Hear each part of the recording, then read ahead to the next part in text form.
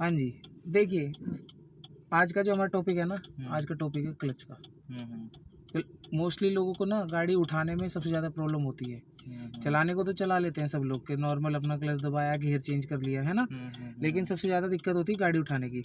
तो गाड़ी उठाने में जो सबसे बड़ा चेंज है ना, वो क्या है, टेक्नोलॉजी का चेंज है। पहले की टेक्नोलॉजी में ना हमारे को थोड़ी सी रेस देके फिर क्लच छोड़ी जाती थी, लेकिन अब जो है ना सिस्टम वो थोड़ा सा डिफरेंट है। ठीक है, अभी देखो, ये मैं आपको एक चीज़ दिखाता हूँ।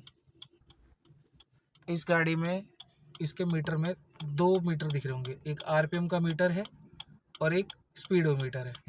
ठीक है, हमें इन्हीं चीज़ों को देखना है। देखो अभी हमारा जो आरपीएम है ना, वो 0 से ऊपर है, लेकिन 1 से नीचे है, मतलब 0 से और 1 के बीच में है।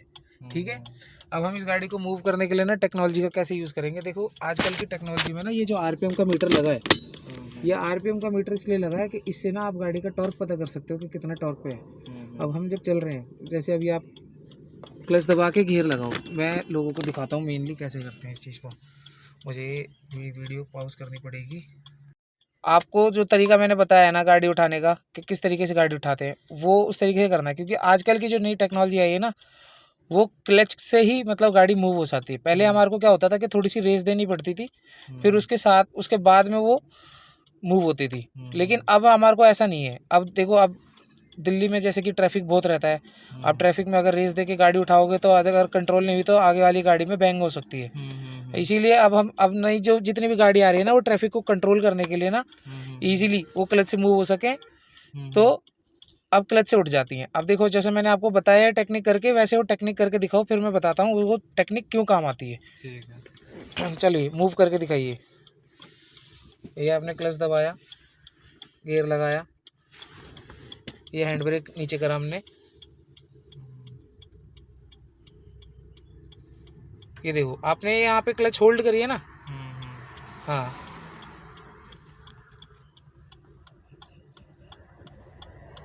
ये देखो आरपीएम की सुई उठ रही है। ये जो आरपीएम की सुई उठ रही है ना, ये आरपीएम की सुई रेस देने पे उठती है। अभी आप गाड़ी रोको, आराम से रोको। हाँ, अभी देखो ये सुई वापस डाउन है। अब देखो इसमें आप एक्सीलेटर दबाओगे जब ये उठती है। दबाओ, एक्सीलेटर दबा के दिखाओ जरा। हाँ, अब दबा के दिखाओ, देखो है ना। लेकिन अब ये ये आरपीएम छोड़ दो। अब ये आरपीएम ना क्लच से भी उठता है। ये एक पॉइंट पे जाएगा ये आरपीएम। अभी हमने जैसे गियर लगाया हुआ है, ठीक है, एक सेकंड पॉज कर दो, घर वालों का कॉल आ रहा है।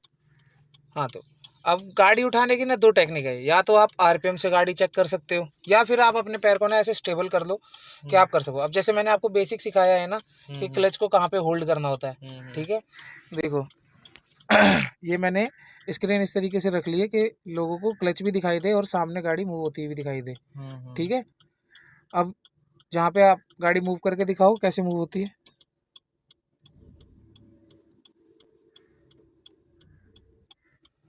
हाँ जी, गाड़ी मूव करके दिखाना है आपने। और ये बताओ कि जैसे मैंने गाड़ी आपको कैसे मूव करनी बताई है, तो क्लच छोड़ते रहना, फिर जैसे ही गाड़ी मूव होने लगे क्लच को उधर ही रोक दो। कितने सेकंड के लिए? 3-4 सेकंड के लिए। उसके बाद तो आप गियर भी चेंज कर सकते हो या फिर चलो तो करके दिखाओ एक बार जरा। ये हमने यहाँ पे आपके क्लच और ब्रेक की रिकॉर्डिंग कर रहे हैं। ठीक है, ये आपने पहला गियर लगाया,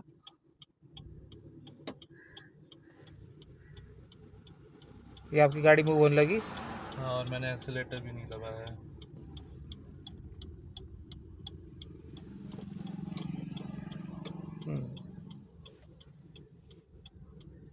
अब देखो ये ना बेसिक तरीका है गाड़ी को मूव करने का, जो भी टेक्नोलॉजी का है। ठीक है ना, ये हमारे पुराने तरीका है जो हम एक्सीलेटर के साथ में क्लच यूज़ करते थे ना, उसकी जगह हमने एक्सीलेटर छोड़ के बस गाड़ी को क्लच के बेस पे उठाया है। ठीक है, लेकिन यहाँ पे अगर जैसे आपको नहीं समझ में आ रहा है कि गाड़ी कब क्लच कहाँ पे होल्ड करनी है, कहाँ पे नहीं होल्ड करनी है।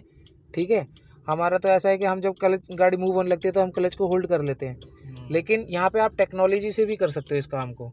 सपोज जैसे अभी आप रोक के दिखाओ, ये आपने गाड़ी रोक ली। अब यहाँ पे देखो आपका जो ओडोमीटर, इसमें ओडोमीटर में ये टॉर्क मीटर है और ये स्पीडोमीटर है। ये देखो टॉर्क मीटर में ये जो सुई है 1 से नीचे है, लेकिन जब आप क्लच छोड़ोगे, चलो मूव करके दिखाओ दोबारा से, ये सुई अपने आप 1 पे रुक जाएगी। रुक गई, यहाँ पे देखो ये आपकी गाड़ी मूव हो चुकी है, बस जब यहाँ 1 पे पहुंच जाए तो वहाँ पे आपको होल्ड करना है क्लच को, और उसके बाद में क्लच को छोड़ देना है। आप छोड़ दो, और अब यहाँ पे आप नॉर्मली देखो, आप एक्सीलेटर भी दोगे तो गाड़ी नॉर्मल चलेगी।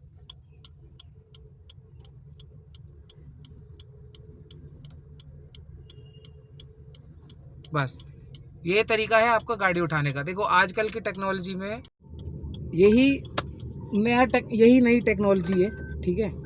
आपने कई गाड़ियों के पीछे लिखा होगा IV टेक, होंडा गाड़ियों के पीछे, मारुति के पीछे देखा होगा आपने SHVS टेक्नोलॉजी, है ना। किसी के पीछे आपने M-HOC, महिंद्रा वाली गाड़ियों में पीछे आपने देखा होगा M-HOC लिखा हुआ है ना। तो ये जो टेक्नोलॉजी है ना, ये आपकी क्लच की टेक्नोलॉजी को बेहतर करके मतलब बनाया गया है।